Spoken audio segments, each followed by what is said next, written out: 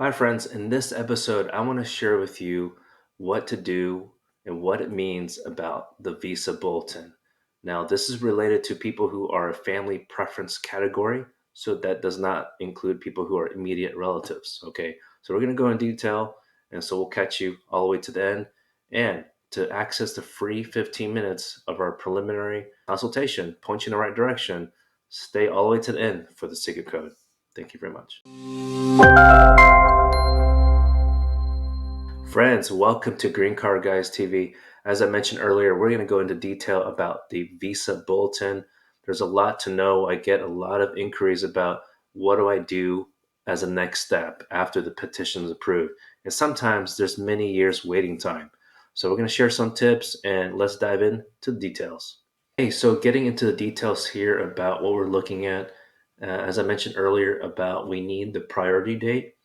And so this is over here, for example, it shows October 4th, 2006. Sometimes it's the same date as the receipt date, or it could be 1 or 2 days afterwards. Not sure why it would be different. Really makes sense if it's just the same, but that's just how they do it.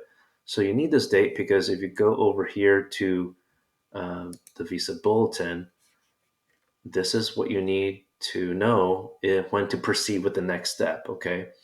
So normally what to go just trace back a little bit, step number one is a petition. So that's what we just looked at. That was approved. But even when it's approved, when it's a family preference category, so depending essentially what is a family relationship, then it's there's a longer wait time because the Congress a long time ago allocated a certain number of visas per family preference category. Okay, so typically the longest waiting time, you might know this, is related to siblings, F4. Okay, so I click here and then you want to click the most recent usually that you see here.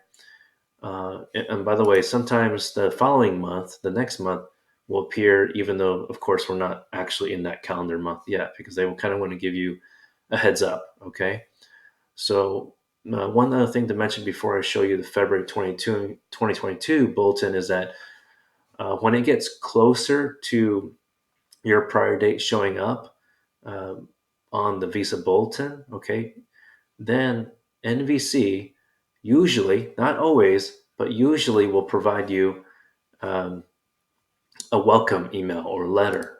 So, of course, if you move at any time of during the case, you do want to notify them. Okay, and I'll try to share with you how to do that in a bit towards the end. Now here, after I clicked on here, it popped up to this window.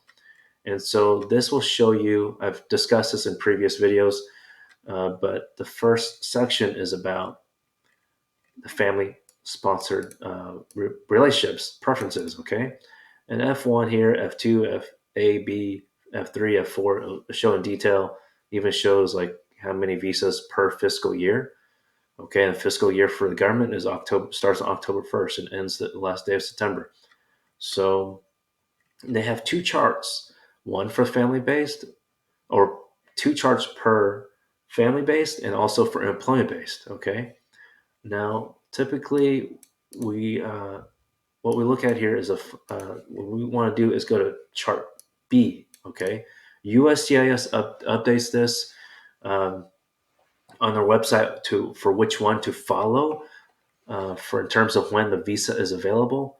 That's the goal here. So step three is to know when the visa is available, and you know when that is when your prior date shows up on any of these boxes, right? So you want to check like China, India, Mexico, and Philippines have their country here designated here on purposely because essentially that's where most of the applicants are nationals of, and all the other countries are here on the left column. Okay, so for example, looking at F4 for the brother and sister sibling category, and so the approval notice or receipt notice that we saw earlier, it had October 2006, and here it shows January 2006, so it's getting really close.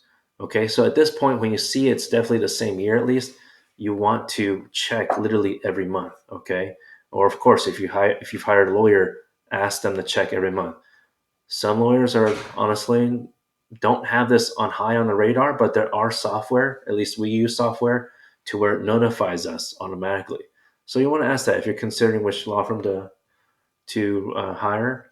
You want to ask if they have something type that can automatically notify, or somehow they track it for you. Okay, because it is critical to know. And the main reason here, the takeaway here, on why it's very important to check this at this point, now that it's gotten very close, is because after that date hits for your priority date, and it's 1 year past that date, then you've lost it. There's no way to go back. I mean, there's an exception to essentially recover that visa, but consider it lost. So that's why it's important to, if you have time on your hands, that you check this. Okay, again, if you don't have time to check, then hire a lawyer and make sure that they have the capability to check it for you. Okay, so just given this example of January 2006, then you want to, check every month. All right, and so even the other tip I was wanted to share with you is before it gets to that point.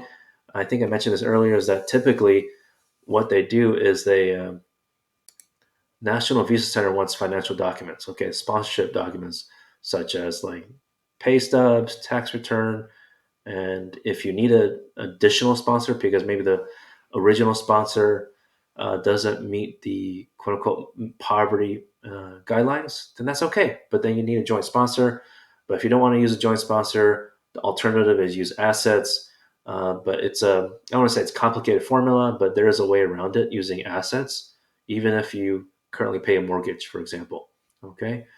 So if you have any questions about this, let me know. We can cover that in a separate video. Absolutely. And just drop a comment down below or fill out our intake form down below on our website, and we can help you. Okay. Just answer a few questions on our website, and you're welcome to self-schedule an appointment. And we're going to share a secret code with you in a bit, but I also want to share with you the Department of State website, specifically where you can check the status eventually, and also if you do hire a lawyer or just change your address. Okay, here it is. All right, so this is the website you go to that we'll share in the description below, where you change the address here. Okay, and you can select choice of address and the agent. Okay, so you can see that you have to type in your case number, which of course I can understand if for some reason one of the issues lately because of pandemic is that NVC is holding it up, or maybe from scheduled interview, or maybe even they have not even issued a welcome letter or to provide the case number. Okay, the case number is different, by the way, than the USCIS receipt number. Okay, so we'll have a separate video to talk about tips on that. And then the other tip about after you filed your case in general, this is where you check the status. So same thing here, same website, check visa application status for non-immigrant and also immigrant status, two different links. Okay. And if you're interested in our prep videos to help guide you from start to finish on things like this, or if you don't want full representation, we totally understand.